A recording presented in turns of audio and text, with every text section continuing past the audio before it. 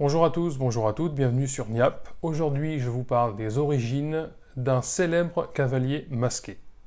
Zorro, puisque c'est de lui qu'il s'agit, est un personnage qui a été créé en 1919 et qui a depuis disparu peu à peu du scope de la pop culture. On en entend peu parler aujourd'hui.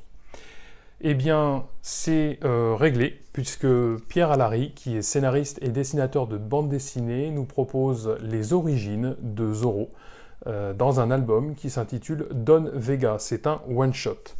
Si le nom de Pierre Alary vous dit quelque chose, c'est possible. C'est un artiste qui a œuvré sur pas mal de choses, et moi je me souviens de lui pour ça, Silas Corée, qui était une série de bande dessinée, alors il y a 4 tomes, qui était très très sympathique.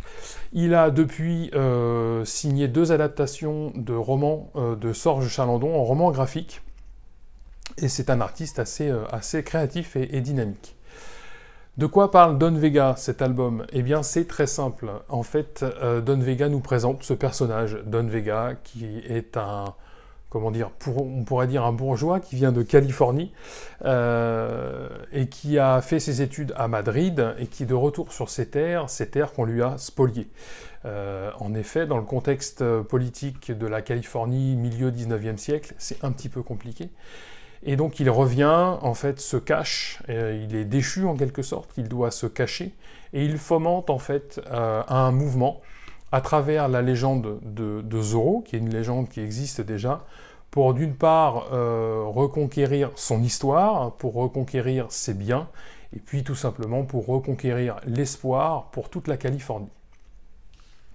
Alors, du point de vue du scénario, c'est très intéressant puisque Pierre Alary nous livre un scénario qui est complet, il est cohérent du début à la fin et il est mis en contexte. C'est-à-dire qu'on commence la lecture de l'album par une page complète sur la mise en contexte, l'état des lieux, ça s'appelle, sur la mise en contexte de l'histoire en fait de la Californie à cette époque-là. Et c'est très intéressant parce que ça permet de situer dans le temps et de situer dans les comportements de chaque protagoniste. C'est très très très pertinent.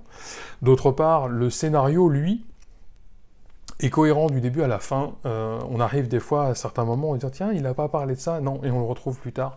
Donc c'est vraiment sympathique. Du point de vue dessin, donc il nous livre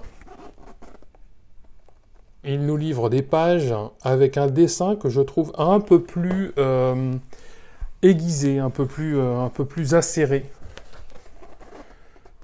que sur Silas Corée. Sur Silas Corée, son trait est plus rond. Là, c'est lui qui signe la mise en couleur. J'essaie de ne pas spoiler sur certaines pages. Et c'est lui qui signe la mise en couleur. Et la mise en couleur est très dynamique, originale et rappelle par certains aspects les comics. Il ne serait pas étonnant, par exemple, de pouvoir voir cet album sortir en format graphic novel outre-Atlantique. Ce serait même plutôt intéressant. Au final, qu'est-ce que j'en pense de cet album? Eh bien moi j'ai trouvé que c'était plutôt sympathique à lire, avec un petit bémol cependant, je trouve que ça manque un peu d'intensité. Ça pourrait être sur le personnage de Don Vega un peu plus introspectif pour justement retrouver cette intensité. Alary, côté graphique, nous livre un trait qui est vraiment irréprochable, qui correspond parfaitement à la trame de l'histoire et au contenu de l'histoire, donc c'est vraiment plaisant. Et il est quelque part impossible de ne pas faire de parallèle entre Don Vega et Bruce Wayne, par exemple. C'est pour des raisons évidentes, je n'ai pas besoin de vous les expliquer, mais à la lecture de l'album, on prend vraiment conscience de ça, tout simplement. D'autre part, le masque de Zorro évoque aussi le masque de Guy Fawkes qu'on retrouve dans le comics V pour Vendetta et qu'on retrouve aussi dans l'actualité de ces dernières années, sous différentes formes et différents aspects. Et là, il y a aussi un parallèle à faire entre ce qu'il représente dans la BD, j'en dirai pas plus pour pas spoiler, mais c'est très intéressant.